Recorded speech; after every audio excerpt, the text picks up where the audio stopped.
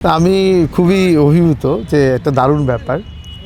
আজকে যে junior premier league আমার কাছে মনে হচ্ছে যে যারা সবসময় নিউজ করেন খেলাধুলা নিয়ে আজকে তারা খেলতে আসছেন এবং আমার কাছে মনে হচ্ছে এর মধ্য দিয়ে খেলোয়াড় এবং মিডিয়া দুটার মধ্যে একটা দারুণ সমন্বয় বা একটা বন্ডিং তৈরি হবে এবং আমি মনে করি এই ধরনের আয়োজন আরও অনেক বেশি হওয়া উচিত।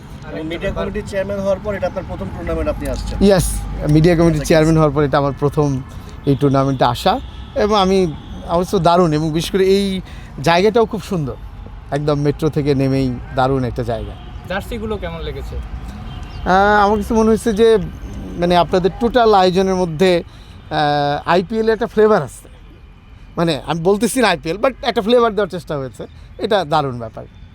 ট্রফি উন্মোচন, তারপর হচ্ছে একটা থিম সং, তারপরে জার্সি উন্মোচন, দারুণ ব্যাপার। আইপিএলের প্রসঙ্গ যেহেতু আসলো বাবু ভাই, তাহলে গতকালকে আমরা আসলে দেখলাম কলকাতার পক্ষ থেকে তারা আসলে বলতেছিল যে মুস্তাফিজকে না নেওয়াটা তাদের জন্য একটা দুর্ভাগ্যজনক ছিল বা এমন সিদ্ধান্ত তারা ইন ফিউচার নিতে চায় না। সেক্ষেত্রে আপনার কোনো মন্তব্য আছে কি? হ্যাঁ, আমার কাছে মনে হয় এটা তাদের যে এই অনুভূতি, এটাকে আমরা সাধুবাদ জানাই, কারণ খেলাকে আসলে খেলা হিসেবে দেখা উচিত। এখানে কোনো ধরনের পলিটিক্যাল কোনো ইস্যুকে আসলে কখনো নিয়ে আসা উচিত না এবং আমি মনে করি এর মধ্য দিয়ে আগামী দিনে আবারও আইপিএলে বাংলাদেশের প্লেয়ারদের খেলার সুযোগ তৈরি হবে। ও ভাই, একটু জিজ্ঞেস করছি, কালকে তো আপনাদের জন্য অনেক গুরুত্বপূর্ণ একটা দিন, অনেক গুরুত্বপূর্ণ একটা মিটিং বলবো, কারণ ওভারঅল যদি আপনি চিন্তা করেন সাম্প্রতিক সময় অনেকগুলো ঘটনা ছিল, অনেক ব্যাপার স্যাপার ছিল। সো ওভারঅল কালকের মিটিংয়ের এজেন্ডাগুলো কি এবং কতটা গুরুত্বপূর্ণ আপনার কাছে মনে হচ্ছে কিনা সময়ের সবচাইতে গুরুত্বপূর্ণ বোর্ড মিটিংটা আসলে আগামীকাল হতে যাচ্ছে? আমার কাছে ঠিক সেটা মনে হয় না, কারণ আমার কাছে মনে হয় যে প্রত্যেক মাসেই আমাদের একটা করে বোর্ড মিটিং হয়, তো সেই ধারাবাহিকতা একটা মিটিং নিশ্চয়ই, সেই মিটিংয়ে যে সকল আলোচনা এখন আছে বোর্ড সংক্রান্ত, তারপরে বোর্ডের কার্যক্রম সংক্রান্ত, বেশ করে হচ্ছে আপনার প্রিমিয়ার লিগ নিয়ে, সেই বিষয়গুলো নিয়ে আলোচনা হবে। এই কমিটিটা খুব বেশি দিন হয়নি, যে কমিটিটা বর্তমান আছে 1 বছর হয়নি, মাত্র 5 মাস। তো এর মাঝেই অলরেডি 3 জন পরিচালক পদত্যাগ করলেন। ব্যাপারটা, আপনি এই কমিটিতে আছেন একজন ডিরেক্টর হিসেবে, আপনি কতটুকু আসলে এটা বিব্রত কিনা এবং এই যে একজন একের পর একজন পদত্যাগ করাটা, এটা আসলে আপনি কিভাবে দেখছেন? এটা খুব একটা পজিটিভ না খালি চোখে যদি আমরা বলি।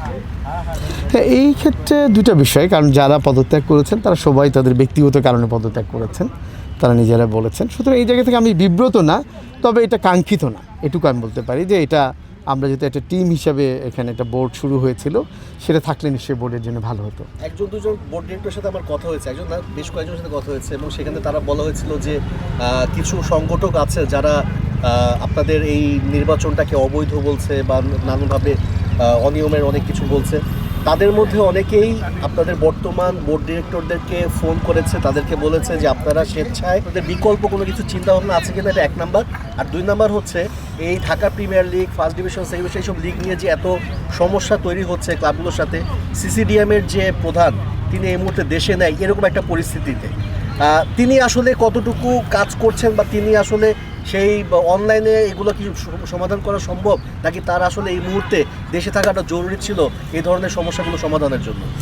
আমার সিসিডিএমের চেয়ারম্যান চলে এসেছেন দেশে, উনি এখন দেশে আছেন, যদি উনি বাইরে ছিলেন।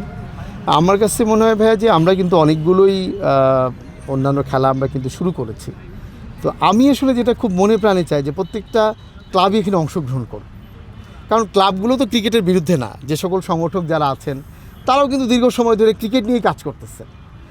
আমার একটাই জায়গা, সেটা হচ্ছে যে বিসিবির উপরে, বোর্ডের উপরে তাদের কোনো অভিমান থাকতে পারে, অভিযোগ থাকতে পারে, কিন্তু সেটা খেলা বন্ধ করে না।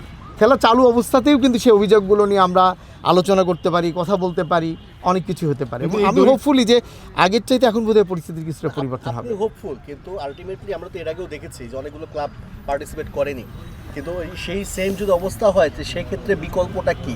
একটা বিকল্প অল্টারনেটিভ নিশ্চয়ই বোর্ড চিন্তা করে রেখেছে বা করা উচিত ফর ক্রিকেট। সেক্ষেত্রে বোর্ড হয়তো বিকল্প লিগের চিন্তা করবে। ভাইয়া, 3rd ডিভিশন হচ্ছে না, 2nd ডিভিশন কিছু ক্লাবকে বাদেই হয়েছে, 1st ডিভিশন হয়তো বা বিকল্প ধারায় যাচ্ছে। এই মুহূর্তে আবার ঘরের মাঠে একাধিক সিরিজ বড় বড় দলের সাথে, আবার বোর্ডের এগেনস্টে নির্বাচন নিয়েও তদন্ত হচ্ছে, সব মিলে কি আপনারা একটু চাপে কিনা?